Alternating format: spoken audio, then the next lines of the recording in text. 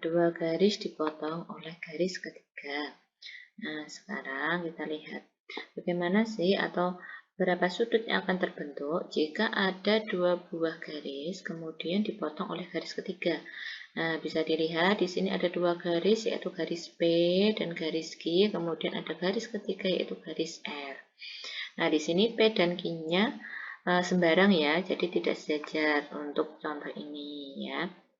Nah, di sini ada 8 sudut yang terbuat ya, yang terbentuk. Nah, di mana ada yang namanya sudut sehadap. Sudut sehadap yaitu A1B1, A2B2 ya pasangannya, A3B3 dan A4B4. Kemudian sudut dalam sepihak. Sudut dalam sepihak berarti sudut yang berada Sudut dalam yaitu sudut yang berada di antara garis P dan garis Q. Berarti di sini sudut dalamnya adalah sudut A4, A3, B2, B1. Nah, namanya sudut dalam sepihak berarti sudut dalam yang berada di pihak yang sama, yaitu di sebelah kiri garis R atau di sebelah kanan garis R. Nah, di sini pasangan sudut dalam sepihak yaitu A4B1 dan pasangan A3 dan B2. Kemudian sudut luar sepihak yaitu sudut yang berada di luar dari garis antara garis P dan Q dan sama-sama di pihak kiri atau pihak kanan dari garis R.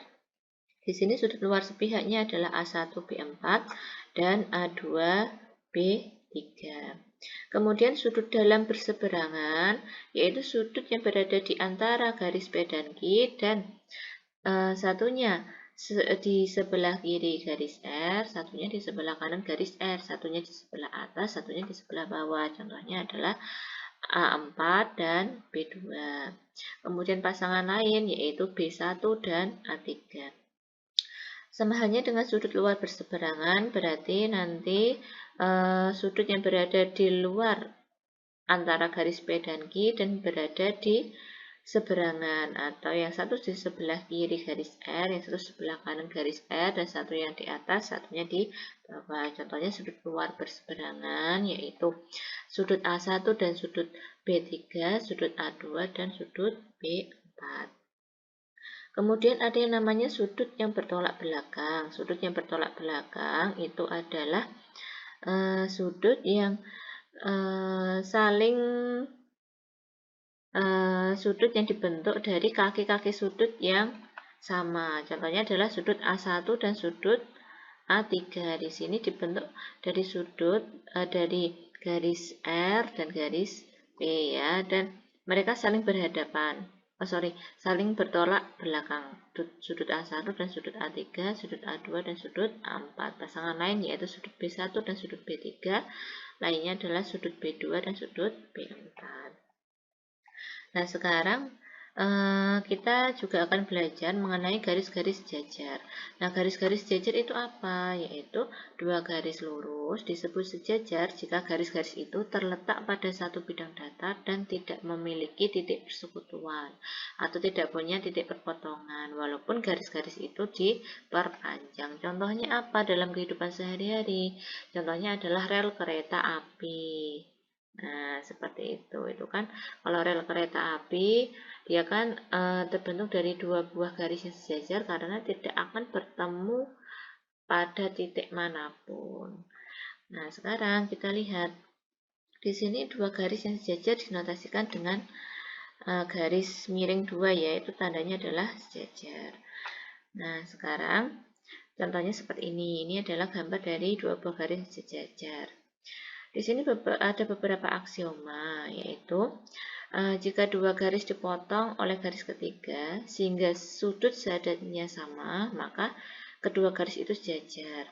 Jadi jika kita melihat dua buah garis kemudian dipotong garis ketiga, jika kita akan menentukan garis itu sejajar atau tidak, maka kita lihat sudut sehadapnya. Kalau sudut sehadapnya sama besar, maka kedua garis itu sejajar.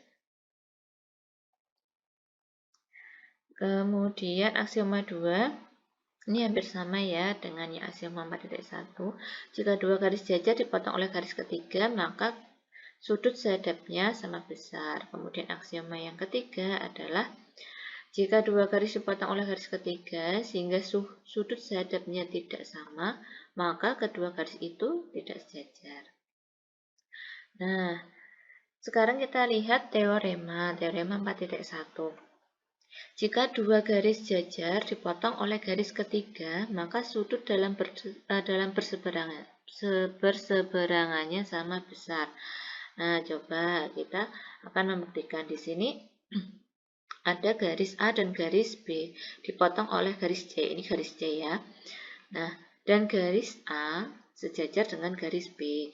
Ingat aksioma 4.1, kalau sudut garis A dan B sejajar, maka otomatis sudut sehadapnya sama besar. Jadi K1 sama dengan L1, K2 sama dengan L2, K3 sama dengan L3, dan K4 sama dengan L4. Nah, yang akan kita buktikan adalah sudut K3 sama dengan sudut L2, karena kita akan membuktikan bahwa sudut dalam berseberangan sama besar. Nah, sudut K3 sama dengan sudut L2. Di sini kita lihat sudut K3 sama dengan sudut K2. Karena apa? Karena saling bertolak belakang. Kemudian sudut K2 sama dengan sudut L2. Karena apa? Karena garis A dan B sejajar sehingga sudut sehadapnya ini sama. Nah, sekarang perhatikan. Apakah dari persamaan 1 dan persamaan 2 ini kan sama-sama mengandung sudut K2 ya. Nah, sudut K3 sama dengan sudut K2, padahal sudut K2 sama dengan sudut L2, sehingga dapat kita tulis bahwa sudut K3 di sini sama dengan sudut L2. Nah, ini terbukti. Kemudian kita lihat teorema 4.2. Teorema 4.2, jika dua garis sejajar dipotong oleh garis ketiga, maka sudut dalam sepihaknya jumlahnya 180. Nah, kita pakai gambar yang di atas ini ya. Nah, yang akan kita buktikan nanti adalah sudut dalam sepihak jumlahnya 180. Contohnya apa sih sudut dalam sepihak? Yaitu sudut K3 dan sudut L1. Nanti kita akan buktikan sudut K3 dan sudut L1 besarnya, kalau dijumlahkan besarnya adalah 180. Atau bisa juga sudut K4 ditambah sudut L2, ini juga pasangan dari sudut dalam sepihak. Nanti kita akan buktikan bahwa sudut K4 ditambah sudut L2 sama dengan 180. Nah, kita lihat di sini untuk buktinya adalah sudut K2 ditambah sudut K4 sama dengan 180. Nah, kita lihat di sini sudut K2 dan sudut K4 di sini 180 karena mereka adalah sudut yang bersisian, atau bisa dikatakan sudut K2 dan sudut K4 ini kalau kita gabungkan akan menjadi sebuah garis lurus kan. Nah, kalau garis lurus besarnya adalah 180 derajat. Tuh. Kemudian kita juga punya sudut K2 dan sudut L2. Ini kan mereka sehadap. Dan diketahui bahwa garis A dan B sejajar, maka sudut K2 sama dengan sudut L2. Nah, dari pernyataan 1, pernyataan 2 kita kurangkan. Sudut K2 dikurangi sudut K2 hilang, ya kan? Sudut K4 dikurangi, di sini tidak ada sudut K4, berarti sama aja dengan sudut K4 dikurangi 0, yaitu menjadi sudut K4. Kemudian 180 dikurangi 0 ya, di sini tidak ada konstanta lain sehingga ini bisa turun 180 derajat. Nah, di sini sudut sudut L2 di atasnya kan tidak ada komponen sudut 82. Sudut L2 berarti 0 dikurangi sudut L2 sama dengan negatif sudut L2. Nah, di sini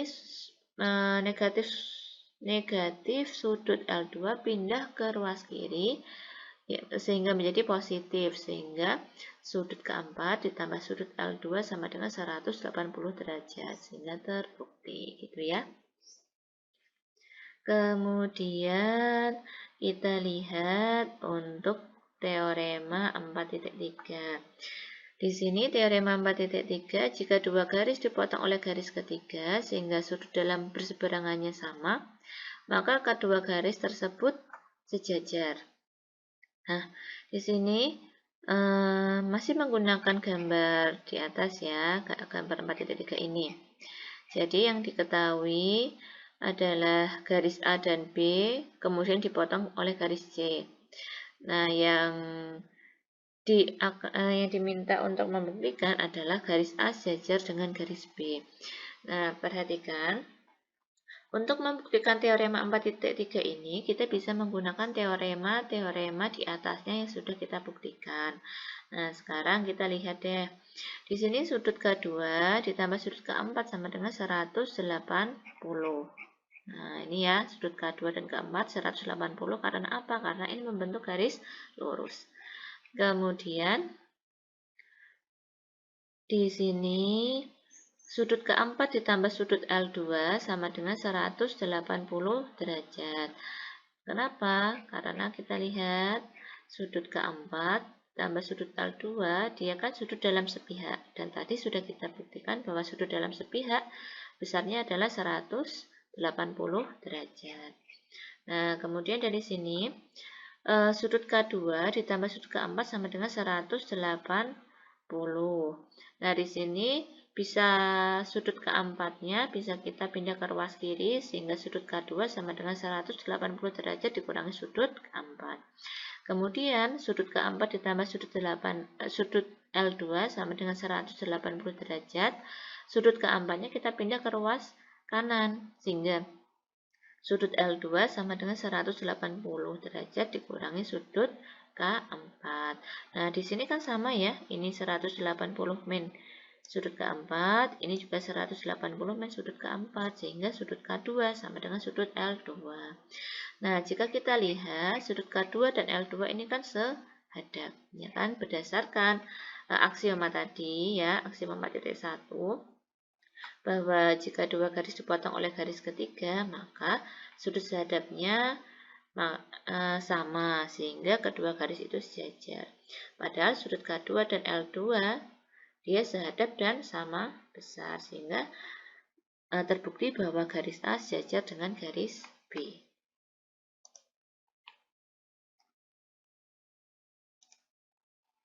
Nah, sekarang kita lanjutkan untuk teorema 4.4. Nah, di sini jika dua garis itu dipotong oleh garis ketiga sehingga sudut dalam sepihaknya jumlahnya 180 derajat, maka kedua garis itu sejajar. Nah, yang diketahui adalah sudut dalam sepihak 180 ya. Nah, kita akan membuktikan bahwa A sejajar dengan B. Nah, kita lihat untuk pembuktiannya, kita masih menggunakan gambar 4.3 ini ya. Nah, kita lihat di sini sudut K1 ditambah sudut K3 sama dengan 180 karena sudut persisian. Nah, sekarang kita lihat sudut K1 ditambah sudut K3. Nah, ini kalau digabung sudut K1 dan K3 ini kan 180 ya, gitu. Nah, kemudian kita lihat sudut K3 ditambah sudut L1 adalah 180. Nah, kita lihat sudut K3 dan sudut L1 ini adalah sudut dalam sepihak, sehingga mereka jumlahnya adalah 180. Nah, kita lihat di sini sudut K1 ditambah sudut K3 180. Sudut K3-nya pindah ruas ke ruas kanan sehingga sudut K1 sama dengan 180 derajat dikurangi sudut K3. Kemudian sudut K3 ditambah sudut L1 sama dengan 180 derajat. Di sini sudut K3 pindah ruas ke ruas kanan ya, sehingga sudut L1 sama dengan 180 derajat dikurangi sudut K3. Nah, sekarang kita lihat sudut K1 ditambah sudut K1 besarnya adalah ini, sudut L1 besarnya adalah 180 min sudut K3. Kan mereka sama, atas dan bawah. Sehingga di sini bisa kita tulis sudut K1 sama dengan sudut L1. Dia sudut sehadap dan sama besar. Berdasarkan aksioma, maka kedua garis itu sejajar, gitu ya. Nah, sekarang kita lihat untuk materi perbandingan seharga dari garis-garis. Nah, teorema 4.5. Jika beberapa garis sejajar memotong bagian-bagian yang sama dari sembarang garis potong, maka garis ini akan memotong bagian-bagian yang sama pula dari tiap-tiap garis potong yang lain. Nah, berarti awalnya ada sebuah garis ya. Nah, ini awalnya ada sebuah garis sembarang ini yang saya tunjuk. Kemudian ada beberapa garis jajar. Di sini ada 4 buah garis jajar, yaitu EA, FB, GC, dan HD. Di mana memotong garis tadi menjadi bagian yang sama panjang. Jadi panjangnya EF sama panjangnya FG sama panjangnya dengan GH. Nah, yang akan kita buktikan bahwa hasil potongnya di garis lain yaitu AB sama dengan BC sama dengan CD. Nah, ini yang akan kita buktikan. Nah, sekarang untuk buktinya di sini dari gambar ini ya, dari 2 buah garis awalnya sembarang, kemudian ada 4 buah garis yang sejajar, kemudian panjangnya EF sama dengan FG sama dengan GH akan mengakibatkan panjangnya AB sama dengan panjangnya BC dan panjangnya CD. Nah, di sini akan terbentuk 3 buah jajar genjang. 3 buah jajar genjang itu apa saja? Yaitu AEFI ya, AEFI. Oke. BFGJ ya, dan CGHK. Kemudian sekarang kita perhatikan selain terdapat 3 buah jajar genjang juga terbentuk 3 buah segitiga. Segitiga apa saja itu? Yaitu ABI, segitiga BCJ, dan segitiga CDK gitu ya. Nah, kita lihat di sini sudut A1 ya, sudut A1 di sini ya, sudut A1 sehadap dengan sudut B1, sehadap juga dengan sudut C1 ya. Kemudian sudut B2, nah ini sudut B2 sehadap juga dengan sudut C2 dan sehadap juga dengan sudut D2. Sehingga bisa kita lihat bahwa ini sudut AB1 kongruen dengan sudut BCJ dengan kongruen dengan sudut CDK. Nah, kenapa seperti itu ya? Sekarang kita lihat, Bu, tadi kan yang diketahui cuma dua komponen saja yang sama, yaitu A1, B1. Nah, perhatikan ya, ini kalau A1 sama ya, A1, B1, C1 sama, otomatis sudut puncak dari segitiga-segitiga ini juga sama, ya kan? Jadi sudut puncak A, sudut puncak B, sudut puncak C juga sama. Kemudian sudut B2, C2, dan D2 ini sama. Padahal untuk membuktikan kongruen itu kan perlu 3 komponen, bisa 2 buah sudut, satu sisi bisa, 2 buah sisi, satu sudut bisa juga sebuah sudut dan sisi miring untuk segitiga siku-siku. Nah, sekarang ini kan tadi baru 2 komponen Bu Destia yang sama. Nah, sekarang komponen mana lagi yang sama? Nah, sekarang kita lihat. Tadi kita kan sudah punya bahwa panjangnya EF sama dengan panjangnya FG sama dengan panjangnya GH, ya kan? Nah, di sini ini kan tadi jajar genjang AEFI, BFGJ, dan CGHK. Nah, kalau jajar genjang berarti dua buah pasang sisi yang sejajar dia sama panjang, ya kan? Nah, berarti kalau EF, FG, dan GH sama, otomatis AI, BJ, dan CK juga sama. Sehingga segitiga ABI, BCC, CDK dia kongruen, mereka kongruen dengan alasan adalah sisi, sudut, sudut. Ya, sisinya ini kan sama. Jadi AI, BC, dan CK sama kan. Jadi sisi, sudut, sudut. Atau sudut, sudut, sisi. Sudut, sudut, sisi juga bisa ya. Sehingga kalau ketika segitiga ini kongruen, otomatis panjangnya AB, panjangnya BC, panjangnya CD juga sama gitu ya.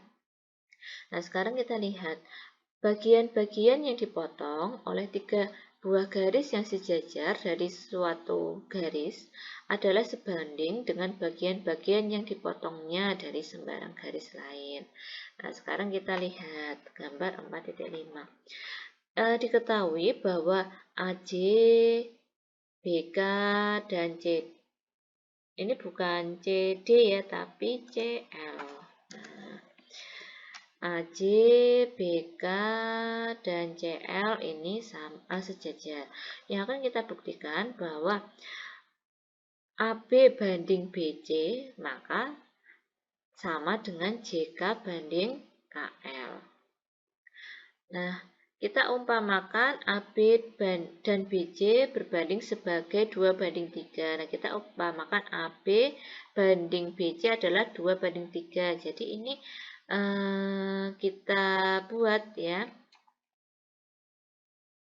Jadi kita dari panjangnya AB ini kita buat ada 2 buah ruas garis yaitu ADDB ya, 2 ruas garis, dan BC ini terbagi menjadi 3 ruas garis yaitu BE, EF, dan FC. Nah, jika melalui titik-titik bagi itu ditarik garis-garis sejajar AC, BK, dan CL. Oke. Kemudian maka bagian-bagian JM, MK, KN, NO, dan OL akan menjadi sama pula. JM. Nah, maksudnya gini. Tadi kan awalnya AB kita bagi menjadi 2 ruas garis kan. Kalau kita bagi 2 ruas garis berarti kan nanti di sini ada titik lagi, namanya adalah titik D. Begitu juga untuk BC. BC dibagi menjadi 3 ruas garis berarti ada 2 titik lagi, yaitu titik E dan titik F. Dari titik D, titik E, dan titik F, kita tarik garis yang sejajar dengan AC, BK, dan CL. Sehingga terbentuk DM, garis EN, garis FO, yang semuanya sejajar dengan garis AC, BK, dan CL gitu ya. Nah, sehingga bagian CM, MK ya, JMMK ini kan juga membentuk 2 bagian ya, sama seperti yang AD dan DB.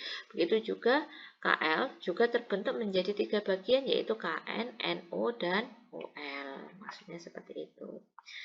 Nah, di sini jika terdapat 2 bagian dan KL terdapat 3 bagian, sehingga kita peroleh bahwa JK banding KL juga 2 banding 3. Nah, perbandingan itu kan tadi sama, ya kan? Nah, ini AB dan BC sebagai 2 banding 3, ya kan? Di sini kita peroleh JK banding KL sama dengan 2 banding 3. Sehingga, ini kan sama-sama ya, 2 banding 3. Nah, ini 2 berbanding 3. Sehingga AB banding BC sama dengan JK banding KL. Gitu.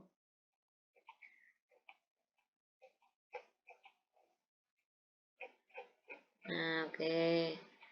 Seperti itu ya.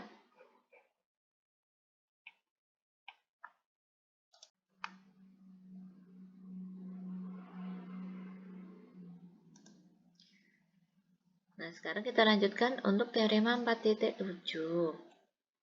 Nah, suatu garis dalam suatu segitiga yang sejajar dengan sebuah sisi membagi kedua sisi yang lain atas bagian-bagian yang perbandingannya seharga sama. Maksudnya seperti ini. Awalnya kita punya ABC ya, segitiga ABC. Nah, kemudian Terdapat sebuah garis di dalam segitiga ABC yang sejajar dengan sebuah sisi. Nah, di sini ada garis DE ya di dalam sebuah segitiga, dan garis DE-nya ini sejajar dengan garis AB. Nah, maka bagian-bagian perbandingannya juga sama. Maksudnya adalah CD banding DA. Nah, ini ya saya perbaiki. CD banding DA sama dengan CE banding CD banding DA ya sama dengan CE banding EB. Nah, atau A1 banding A2 sama dengan B1 banding B2. Nah, gitu ya. Berarti A1 banding A2 sama dengan B1 banding B2. Sekarang kita lihat untuk pembuktiannya. Melalui C, tarik sebuah garis yang sejajar DE. Melalui C, kita tarik garis yang sejajar DE. Berarti kita tarik ya.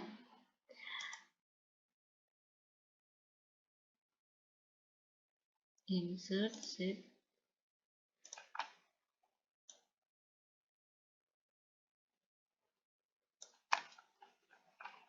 Nah, misalkan ini adalah sejajar. Menurut teorema 4.6, terdapat CD banding DB sama dengan CE banding CA. CD banding, bukan DB ya, CD banding DA sama dengan CE banding EB. Nah, maksudnya seperti ini. Tadi kan kita sudah membuktikan ya bahwa ada beberapa buah garis jajar. Nah, ini kita tarik garis jajar dari C. Ya, kemudian ada garis jajar DE dan garis jajar AB. Jika ketiga garis jajar ini terbagi menjadi ruas CD dan DA ya, maka perbandingannya juga sama dengan CE banding EB. Sehingga terbukti bahwa A1 banding A2 sama dengan B1 banding B2. Ternyata pembuktian ini mempunyai akibat. Akibatnya apa? Yaitu dengan menggunakan sifat-sifat perbandingan seharga ya. Sifat-sifat perbandingan seharga, maka kita bisa peroleh A1 banding A2 sama dengan B1 banding B2. Dan diperoleh bahwa A1 ditambah A2 banding B1 ditambah B2, maka sama dengan A1 banding B1. Dan A1 plus A2 banding B1 plus B2 sama dengan A2 banding B2. Jadi selain A1 banding A2 sama dengan B1 banding B2, selain itu kita juga bisa membuktikan bahwa A1 plus A2 ya berarti CA plus CA banding CB ya, CA banding CB sama dengan A1 banding B1. Sehingga di sini kalau kita buat A1 plus A2, kita buat permisalannya A ya. Kemudian B1 dan B2 kita buat permisalannya B. Jadi A banding B sama dengan A1 banding B1 ya. A banding B sama dengan A1 banding B1. Atau A banding B sama dengan A2 banding B2. Sehingga bisa kita tuliskan seperti ini. CB banding CA sama dengan CD banding CE. CB banding CA sama dengan CE banding CD. Atau CB banding CA sama dengan EB banding DA. Ya. CB banding CA, oke. Kemudian di sini DB banding CE. Ini bukan DB banding CE ya, tapi adalah EB AD banding EB. Nah, ini kita perbaiki. Ini A banding B, A1 banding B1, yaitu CD banding CE ya. Oke, sudah betul. Kemudian ini CB banding CA. Nah, ini CA banding CB. Jangan balik ya, ini kan A banding B ya. Ini CA banding CB. Oke, sama dengan CD banding CE. Udah betul. Kemudian ini CA banding CB sama dengan DA banding EB. Nah, ini kita perbaiki. DA banding EB. Gitu.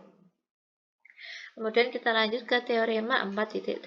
Di sini, sebuah garis yang sejajar dengan sebuah sisi suatu segitiga akan memotong suatu segitiga yang sebenarnya perbandingan sisi-sisinya dengan sisi-sisi yang bersamaan pada segitiga semula. Di sini kita punya segitiga ABC.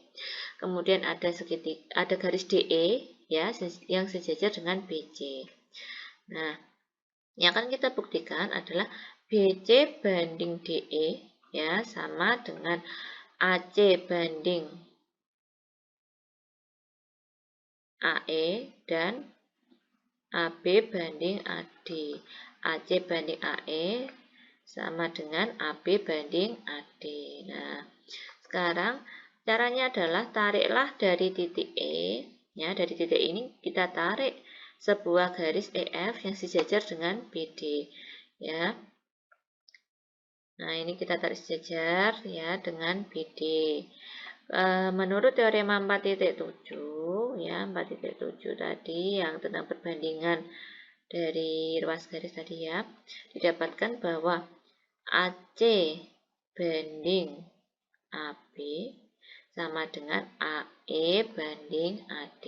Nah, ini berdasarkan teorema sebelumnya tadi. AC banding AB sama dengan AE banding AD. Kemudian AC banding AE ya, AC banding AE sama dengan AB banding AD. Kemudian kenapa bisa bentuknya seperti ini? Ya, bentuk ini ya, bentuk yang saya terbalik itu didapat dari atasnya.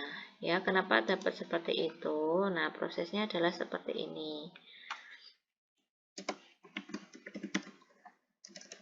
Saya tulis di bawahnya saja ya. Nah, ini bentuk AC banding AB sama dengan AE banding AD. Ini kan bisa kita buat menjadi bentuk per ya.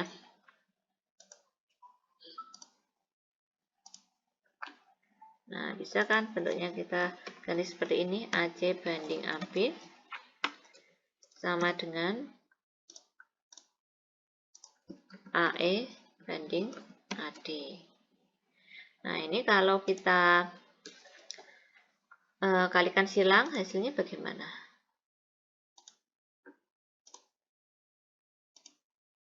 Kalau kita kalikan silang, maka hasilnya adalah AC kali AD sama dengan AE kali AB. Nah, sekarang bagaimana kalau ini saya balik ya? Bagaimana kalau ini bentuknya saya balik seperti apa? Nah, saya balik bahwa ini AC-nya akan saya taruh di sini. Apakah nanti hasilnya sama? Nah, kemudian di sini saya ganti AB. Kemudian kita kalikan silang. Ekuivalen, kita kalikan silang, maka hasilnya apa? AC kali AD sama dengan AE kali AB. Nah, sama kan ini? Nah, karena sama, berarti bentuk ini yang saya blok sama dengan bentuk yang bawahnya. Perhatikan kalau perbandingan seperti ini bisa kita tulis dalam bentuk titik 2. Sehingga ini menjadi AC banding AE sama dengan AB banding AD. Nah, ini didapatkan dari proses ini ya.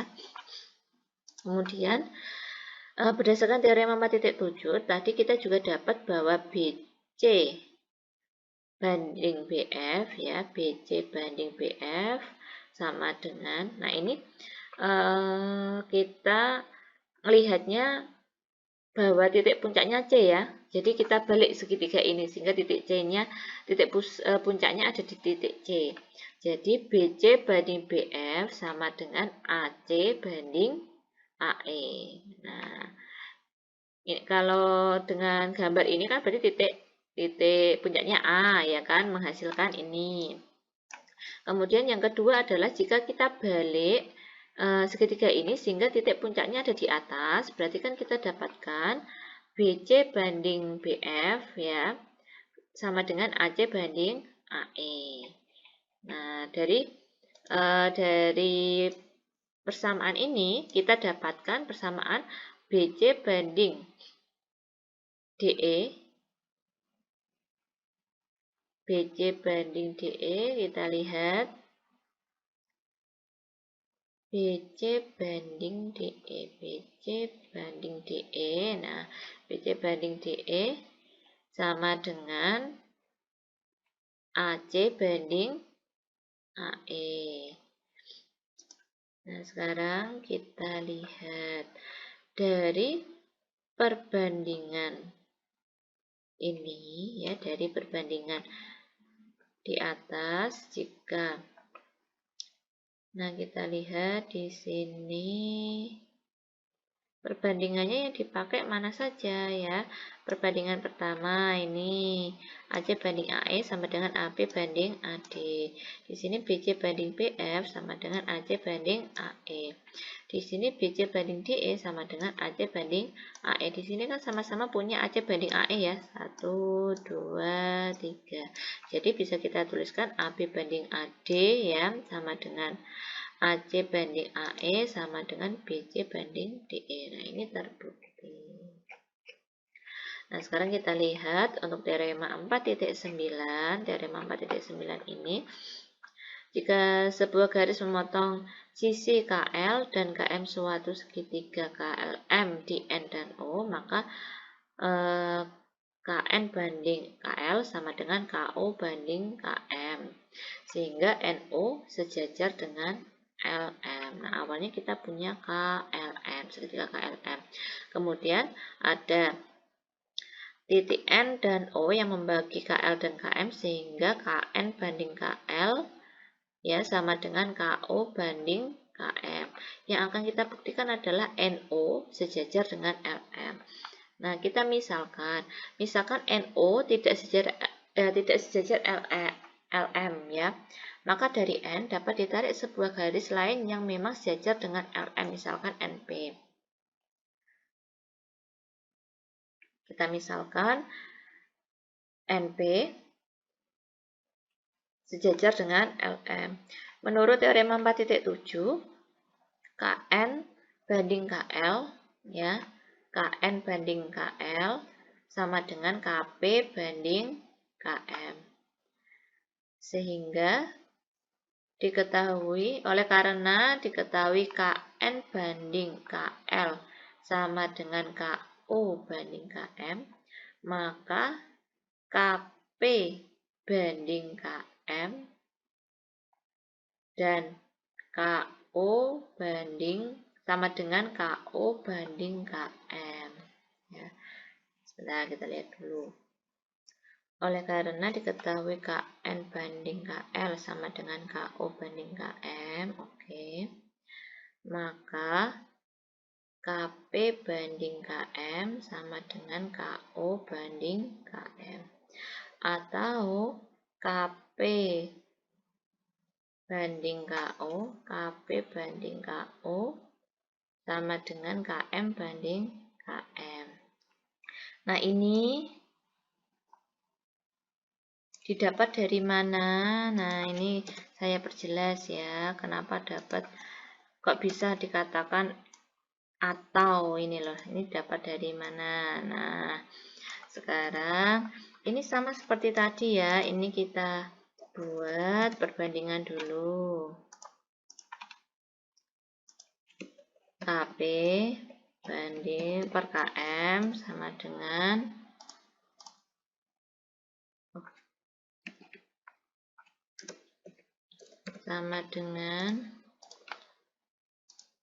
KO banding KM. Kemudian ini ekuivalen kalikan silang menjadi KP kali KM sama dengan KO kali KM, ya kan? Nah, kemudian di sini kita juga bisa coba ya, kita balik menjadi yang ini, yaitu KP banding KO. Kemudian di sini KM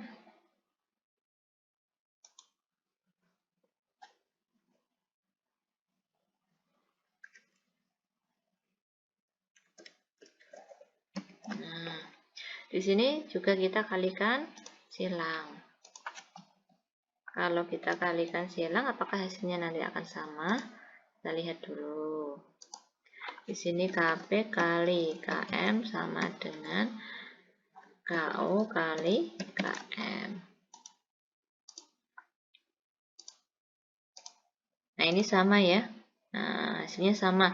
Sehingga perbandingan yang atas ini bisa kita ubah menjadi perbandingan yang bawah. Nah, di sini terjadi kontradiksi. Kontradiksinya bagaimana? Nah, di sini kan KM banding KM, ya kan? Nah, ini kok KP banding KO, ini nggak bisa, ya. Harusnya adalah KO banding KO. Sehingga permisalan NO tidak sejajar LM, sehingga muncul P ini salah. Nah, sehingga karena permisalan salah, ya, terjadi kontradiksi, maka yang betul adalah NO sejajar dengan LM.